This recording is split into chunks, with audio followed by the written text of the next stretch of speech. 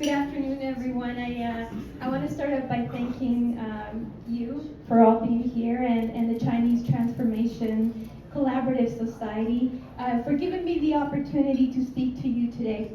I'm truly honored by your invitation and grateful to be part of this event, and more importantly, to be part of a conversation that includes so many women who have been recognized as leaders in their respective fields. I feel so honored. And you know, when I look around this room, I see family reflected. I see a lot of heritage and legacy being shared here today, and I think that that's what gives us a really good starting point for where I want to begin speaking. My name is Sandra Azocar, for those that speak Spanish. And as the president of Western Canada's largest union, I have the privilege of representing more than 105,000 workers, 79% of whom are women. And when I say that number out loud, I often pause for a moment because those numbers actually represent people. They represent stories, they represent mothers, they represent daughters, sisters, caregivers, educators, nurses, administrators, social workers, technicians, and community leaders. They represent women who keep our public services running every single day. I'm also very aware that I stand here today because of the women that came before me. In the 50-year history of our union, I'm only the third woman to hold the position of president, the last time being 29 years ago. That fact alone tells us something really important. Progress happens, but it rarely happens quickly. And it never happens without people pushing for it. Our union represents workers who are truly the backbone of our communities. Healthcare workers, direct government employees, workers in boards and agencies, and those in education, from kindergarten classrooms all the way through post-secondary institutions. The work they do is essential. Much of it is invisible, and much of it is done by women. And that's why days like this really, truly matter. For the labor movement, March 8th, International Women's Day, is not simply a celebration on the calendar. It is a symbol of everything we fight for. March 8th was born from the struggle of women fighting for fair wages and better working conditions for all workers. And as union activists and as women, we know that the struggle for women's rights has always been intertwined with the struggle for workers' rights. These struggles are not separate. They are deeply connected. And history has taught us that when workers organize, women advance. When women advance, workplaces become more just. And when workplaces become more just, our societies become stronger. International Women's Day gives us a moment to recognize the accomplishments, the resilience, and the fortitude of women across the world. It is a day where we pay tribute to the unwavering spirit of women who have broken barriers, challenged stereotypes, and demanded equality in every aspect of life. But it's also a day of remembrance. This year marks 115 years since the tragic Triangle Shirtwaist factory fire in New York, where 146 workers, most of them young immigrant women, died in that fire. They died because the factory owners had locked the doors to prevent workers from taking what they believed were too many breaks or from stealing. It's almost impossible to imagine that level of cruelty today, and yet the conditions that allowed that tragedy were very real at the time and very common at the time. And unfortunately, it continues to be a reality in countries around the world. But from that tragedy, something ordinary workers rose up and organized. Out of that moment came the growth of the International Ladies Garment Workers Union and a broader labor movement that demanded workplace safety laws, fair wages, and dignity for working people. The spirit of fighting back, of refusing to accept injustice, runs like a thread through history.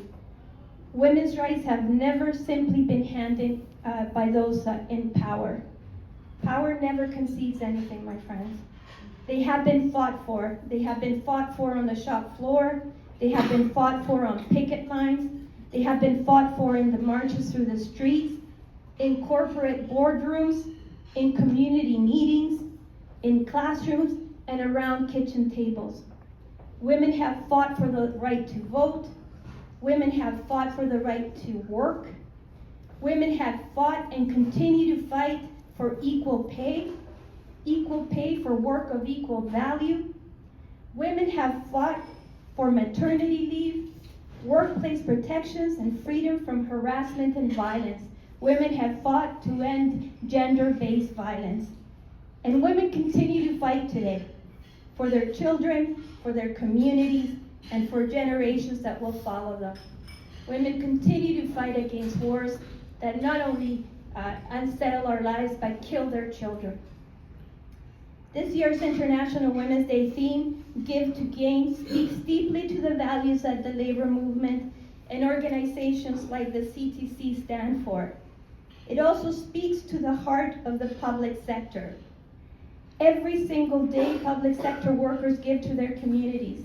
They give through services that keep our societies moving forward: healthcare, education, social services, public safety, and so much more. And in return, society gains. We gain a healthier communities, we gain stronger schools, we gain support for the most vulnerable among us. We propose that public services are not expenses. They are an investment to our collective future. And again, I repeat that women make up the majority of the workforce delivering those services. As I look around this room, I see the diversity, the history, the difference between all of us. But more important, we also understand that those differences is what makes us all the same. By celebrating unique perspectives, we foster empathy, we reduce prejudice, and we build collaboration. As women, we value our families, our children, and our communities. Every single woman in this room, every single woman that you know has a story. Some of those stories are about triumph, some about resilience, some are of sacrifice, and some are just about survival. On a personal level, my own values were shaped by my family's history. My family came to Canada from Chile as refugees, and before arriving here, we spent a year in a refugee camp in Argentina.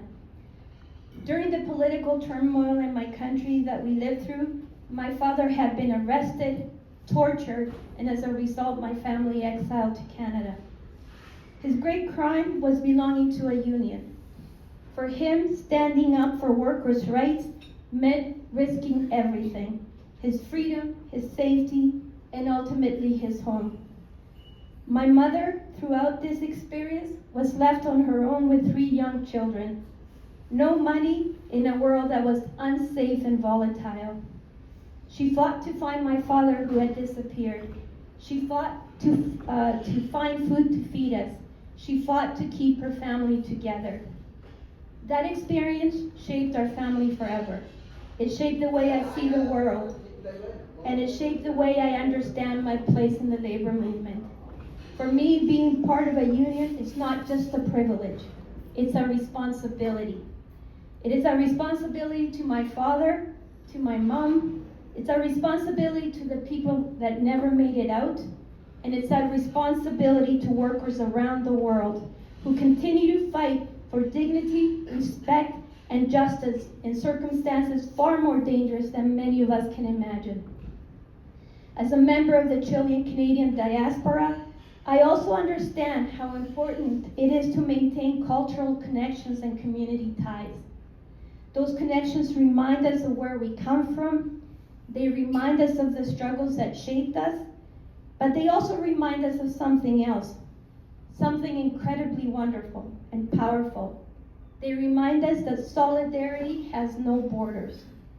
The values that guide the labor movement, dignity, fairness, equality, collective power, are universal, no matter where you come from. And when we stand together across cultures, across industries, across generations, across political lines, we become stronger. That is the true meaning of solidarity. International Women's Day is not just a day to commemorate or celebrate. It is a day to renew our commitment, to building a better world. A world where equal pay for equal work is not a demand, it is a norm. A world where the unpaid labor of caregiving, so often done by women, is recognized and valued. A world where every woman can walk into a workplace free from discrimination, harassment, and violence. A world where leadership reflects the diversity of our communities. And a world where women support one another, lift one another up, and refuse to compete for the limited spaces that history has allowed us. Because the truth is this: there's room at the table for all of us. We have seen time and time again that real change only happens when people work together. Progress happens when ordinary people decide that enough is enough. Progress happens when we refuse to accept the status quo. Progress happens when we organize, and women have always been at the forefront of that work. So today, I want to recognize the women who came before us, the women who stood up when they were told to sit down, the women who spoke out when they were told to be quiet, the women who refused to accept limits placed on their dreams, the women who marched, organized, and demanded better. Here's to the women who showed each other what strength looks like. Here's to the women who made room at the table and refined that's what solidarity means. Here's to the women who raised us, loved us, cared for us, and taught us to be brave. Here's to the women who blazed trails and when there was no paths to follow. Here's to the women who continue to support one another in the fight for gender equality. And here's to those who stand every day against gender-based violence and injustice, refusing to look away, refusing to stay silent. Because you know what, my friends, courage is contagious. When one woman stands up, others find strength to stand beside her. And when enough of us stand together, change becomes unstoppable. International Women's Day belongs to every woman. To the young girl discovering her voice back there, to the workers demanding fairness, to the mother balancing impossible expectations, to the grandmother who remembers how far we've come. But it also belongs to those who stand in solidarity with women. So thank you, gentlemen, for being here. Because gender equality is just not about women's issue. At the end of the day, it's a human issue, and achieving it requires all of us. Before I close, I want to leave you with one final thought. You don't truly understand fear unless you were born a woman in a world that too often tries to silence you. You don't understand what it means to constantly measure your safety walking down a street, entering a workplace, speaking your mind, unless you have lived that reality. But here's the thing. Despite that fear, women have continued to lead. Despite those barriers, women have continued to organize. Despite those challenges, women have continued to fight, not just for themselves, but for everyone. And that is extraordinary. So today, let us celebrate how far we've come, but let us also recognize how far we still have to go. Let us recommit ourselves to the work ahead. Let us lift each other up. Let us stand together. And let us continue building a future where every woman, everywhere, can live, work, and lead with dignity, safety, and equality. Here's to every woman in this room and everywhere in the world. So happy International Women's Day, and thank you so much for listening to me today.